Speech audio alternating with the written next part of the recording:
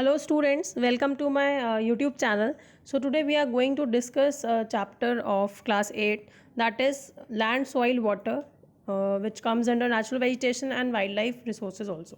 So let's begin with the chapter.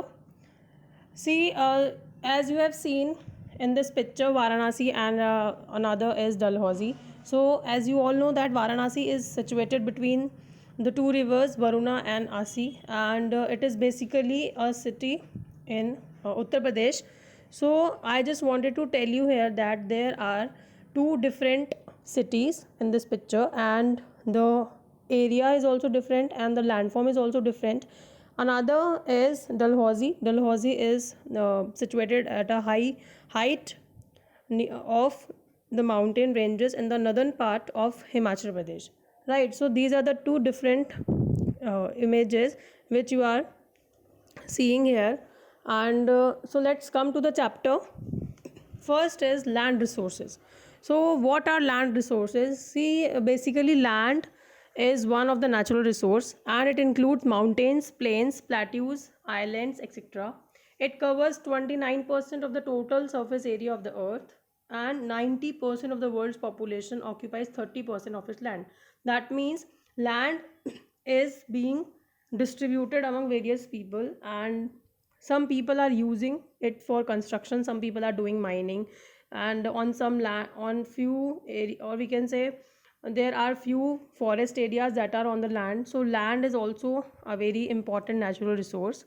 Next is, here you can see the few points which are related to the usage of the land. So basically land is used for cultivation of crops, grazing of animals, building houses, roads, mining, as I told you just now, and few people are doing the manufacturing activities also. Then next is, what are the factors which are affecting the land use?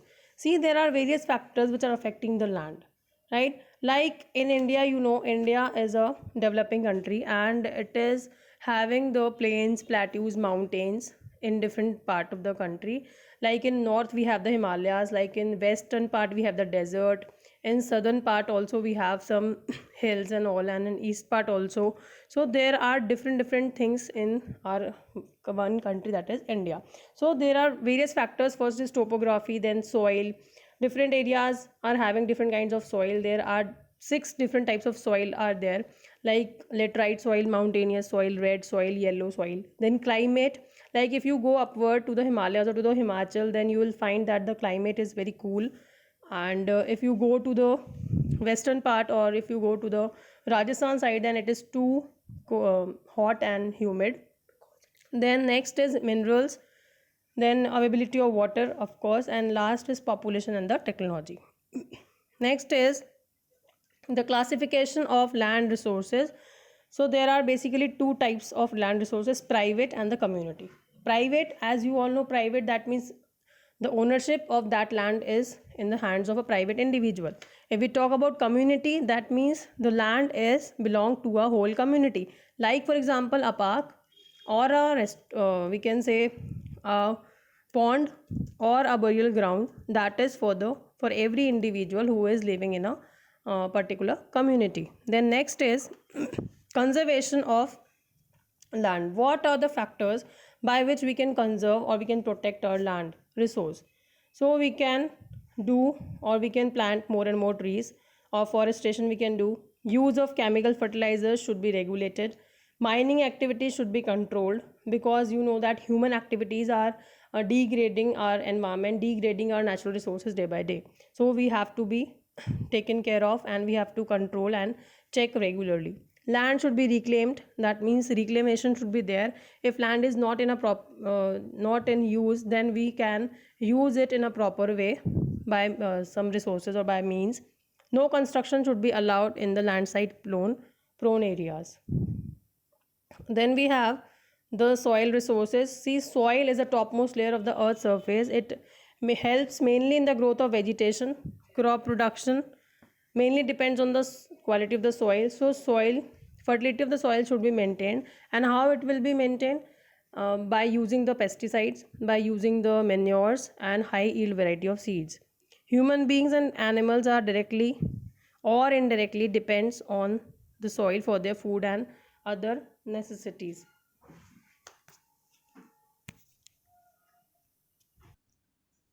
So the next topic is the soil formation. See how soil forms.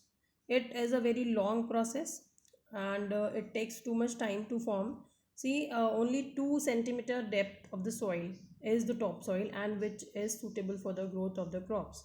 It takes many years to make 1 centimeter thick layer of soil due to the influence of wind, water, and decomposition of organic matter and human activities. Huge rocks continuously break down into smaller pieces. So basically, soil is formed with the help of parent rock, and the parent material is slowly broken down by the biological and the chemical weathering. And it basically includes the weathering, which introduces the water, which breaks down into the particles. And soil formation also depends on the climate and the soil from different climate zones, which shows different characteristics. And temperature and moisture also affects the weathering. Wind moves sand and other particles, especially in the arid areas and where there is a little plant cover.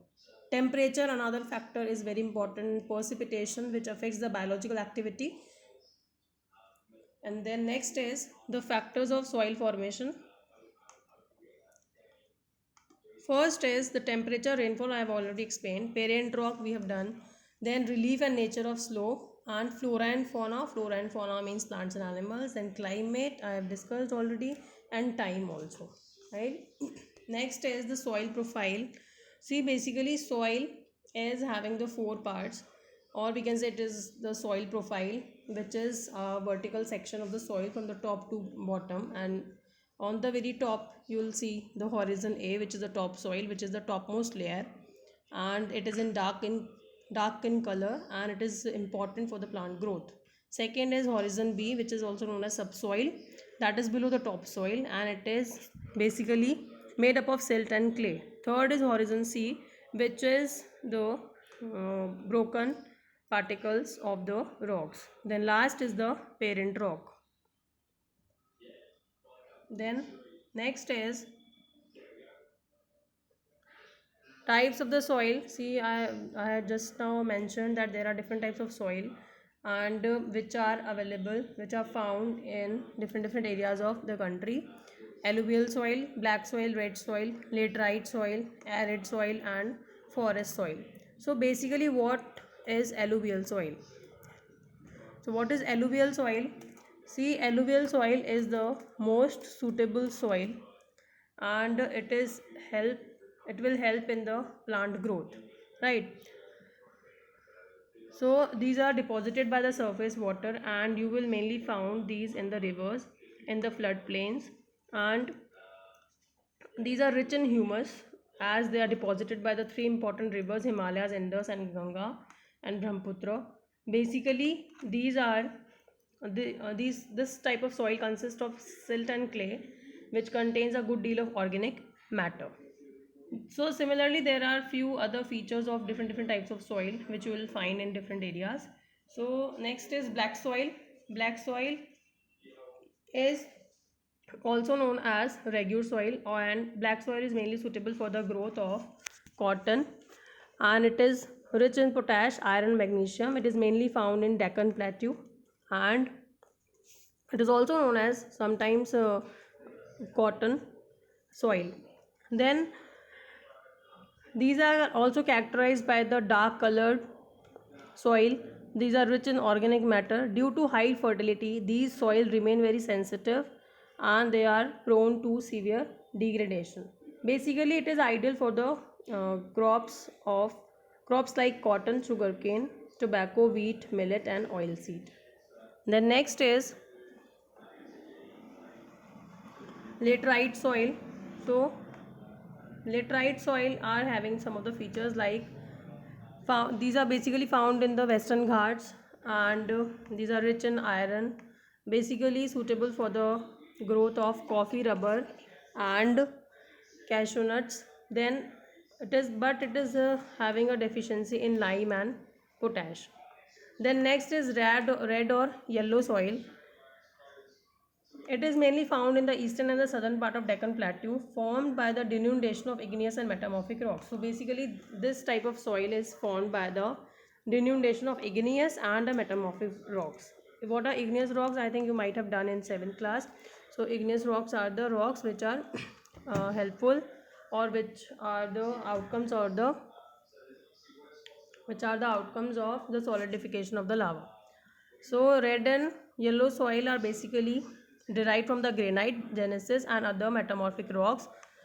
The soil develops a reddish color due to a wide diffusion of iron in crystalline and metamorphic rocks. These are loamy and these are deficient in phosphoric acid. Basically, crops are cultivated with the use of fertilizers in this soil. Then next is the mountainous soil.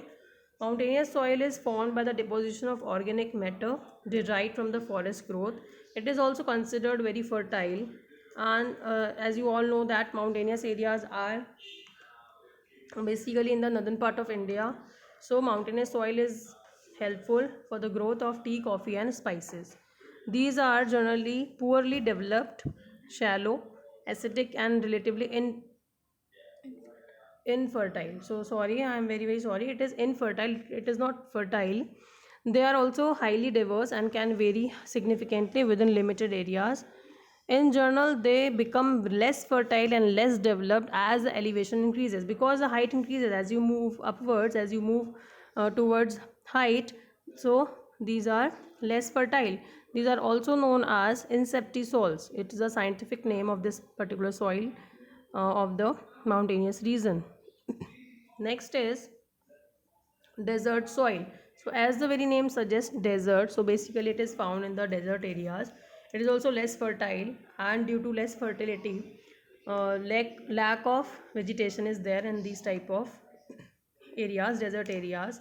Areas which receive less rainfall are, you all know that, Rajasthan, Gujarat and Haryana, and it has at least 90% of sand as its composition. Other type of soil have more clay and silt, which are better for the growth of plants, but desert soil is having a drier climate, having a less fertility, so organic materials are not present to fertilize the soil, right? And which type of crops can be grown here in this soil are mainly barley, jowar and bajra. Next is the most important topic, that is soil erosion and degradation. See, we need to take care of all these resources as these are the natural resources. It doesn't mean that they are being given by our nature, so it doesn't mean that we will degrade. So we should keep a check on this soil. And what is the basic meaning of soil erosion? See, soil erosion means removal of the top layer of the soil is known as soil erosion. And if the upper layer of the soil is being removed, then you can see that there are some of the causes. What are the causes? Like agricultural, industrial and commercial pollution will be there, loss of arable land is there, overgrazing, unsustainable agriculture practices and long-term climate changes. So these are the various causes of the soil degradation, and basically human activities are degrading the soil, so we have to keep a check on a regular basis. Next is how to conserve the soil. So afforestation, planting more and more trees, terrace cultivation. See, what is terrace cultivation? Terrace cultivation is one type of farming which is done basically on the hilly and the mountainous areas to grow the crops. It is a practice that has been in use from the rice fields of Asia or in South America also. Next is the shelter belt. Shelter belt is also one of the important method to conserve the soil. It is also a type of farming. Basically, these are the strips of vegetation composed of trees and shrubs grow along the coast to protect the coastal areas from high velocity winds. Then we have contour plowing. Contour plowing is also one of the method to conserve the soil. See, basically this particular method is used in order to conserve the soil on a large number. Then next is contour barriers. Contour barriers are the barriers which are made in order to keep the soil so that the plants can be grown fully. Basically, these barriers slow down the water movement and reduces the erosive force. They filter out and trap the soil particles and keeping them from being washed cut of the field. Then mulching is also an important method to conserve the soil. So mulching is simply a protective layer of a material that is spread on the top of the soil, and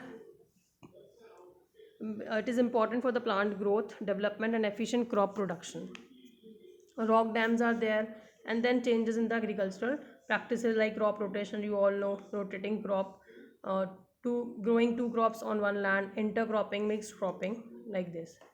So these are the images I have mentioned here. Terrace farming, we have done, steps are made on steep slopes in order to cultivate the crops. You can see easily in this picture.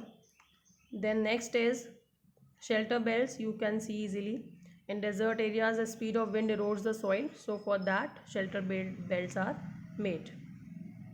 Then contour plowing, plowing parallel to the contours of a slope of the hills create natural barriers for trapping the water flowing down the slope. Then mulching, just now I told you, soil between the plants is covered by a protective layer like straw in order to retain the moisture of the soil and reduces soil erosion. Then next are the water resources. See, as you all know, water is a basic necessity of our life. It is important for the survival for everyone, and it is required for domestic needs as well as for the economic activities.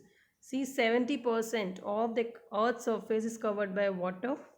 Only 3% of fresh water is available on earth, and 2% is in the form of snow and glaciers which are found in polar areas. And basically see, it is important, water resources are important for life to exist. Like many uses of water, which includes agricultural, industrial, household, recreational, and environmental activities. Next, we have the problems of water availability. See, there is a scarcity of water. As you all know that there is a shortage of water in various parts of the country. What is the reason? What are the causes behind that? Due to our population increasing urbanization, and it is caused mainly by both the natural and the human factors. So agriculture also consumes more water than any other source. Climate change is also one of the reason, and it is um, it is being seen that by 2025 two-thirds of the world population may face water shortages. Then next is conservation of water. So how can you conserve water? There are various methods by which we can conserve water. First is afforestation by planting more and more trees, building dams for storing the water. For it also helps in uh, producing the electricity. Then building artificial lakes and tanks, improving the irrigation techniques, of course. Rainwater harvesting is one of the old technique by which you can store the rain water for future use. Check on pollution and individual efforts. Then next is lakes and dams. So lakes and dams are all the natural beauties which add scenic beauty to the environment. Then is natural vegetation and wildlife.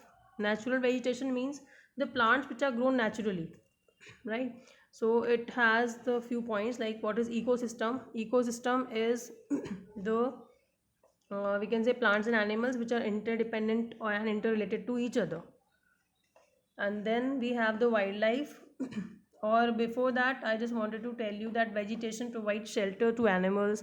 It provides us timber and many other forest products.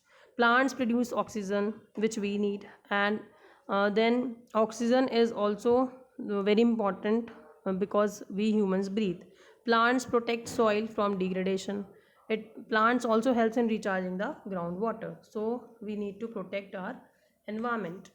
Then what are the functions of forest? What are the uses of forest? Productive functions, as it gives you many things. Human beings are dependent on forest. We all are interdependent to each other, right? Humans, animals, and plants, we all are interrelated and we all are interdependent to each other. Protective functions, plants prevent soil erosion. Plants play a major role in our life. Trees helps to regulate the climate of a place, Some trees like coconut and palm tree, they help to break the strong winds in coastal areas. Like you know that there are cyclones which are coming every now and then, like just now in Bay of Bengal also the Yas cyclone came 15 days back. Next we have is the importance of wildlife. So as I told you, plants, animals and humans, all the three are interdependent to each other. So there is an importance of wildlife also. See, wild animals can inspire people to lead a sustainable lifestyle, and wildlife also includes maintaining ecological balance, and it helps to clean the environment. So regulation of the different species should be there, proper regular checkup should be there, and for transportation the wild animals are used, or we can say like camel, donkey, these are used for transporting goods from one place to another. Insects like bees provide us honey and helps in the pollination of flowers. It also helps to maintain the balance of nature. Then we have the distribution of natural vegetation on earth. So basically natural vegetation is divided into few parts. Like some areas are under the forest, some areas are under grasslands, and some areas are having the shrubs and the herbs. Then next we have is the different types of forest. So first is evergreen forest, as the name suggests, evergreen. See, so evergreen means the forest, the trees which are green throughout the year. 365 days their leaves are green. So evergreen forest are the forests which are made up of evergreen trees. They occur across a wide range of climatic zones. Basically, these trees never shed their leaves at any time, and therefore they are called as evergreen forest. The next is deciduous forest. Deciduous forest are the forests which are basically dry. So deciduous forests are the forests which are having the temperate climate, and they are also known as dry forest. Another name is of these forests is broadleaf forest because of the wide and flat leaves on the trees.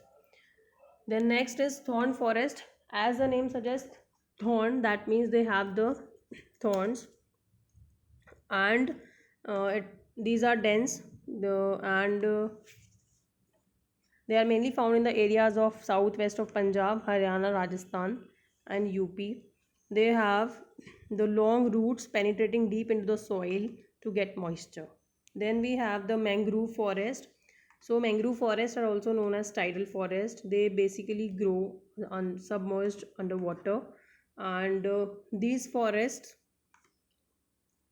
are basically, these trees grow in the areas with the low oxygen soil where slow moving water allow the fine sediments to accumulate. They are mainly found along the coastal region. They are salt tolerant trees that grow over swamp soil. They have silt roots that help them adapt to the harsh conditions, right? So they are basically tidal forest and in the found in the coastal areas. Then we have the conservation of forest and the wildlife. So how can we conserve the forest? As you all know, by creating the national park, wildlife sanctuaries, and forest conservation is basically a practice of planting and maintaining the forest areas for the benefit of the future generation. And by regular cutting down of trees, by checking the cutting of trees, control over the forest fires, afforestation should be there, protection of these forests should be there, proper utilization of the forest products should be there. Then awareness programs should be there so that people will be uh, aware about the importance of forest in the lives of humans. Then some laws should be enacted so that the people will not destroy the forest products or the land.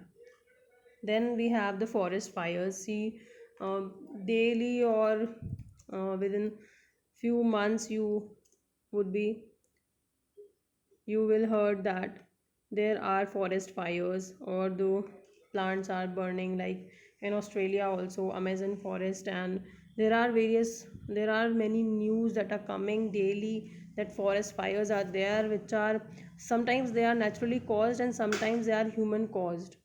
So natural fires are basically started by lightning, but human caused are very dangerous. So these are basically happening in the cooler and the tropical regions due to friction and rubbing among the branches of the trees, which create the forest fires. So I hope the chapter is clear to you all, and if you like the video, then please share and subscribe with your friends and with your relatives and with your classmates. Bye bye, thank you so much.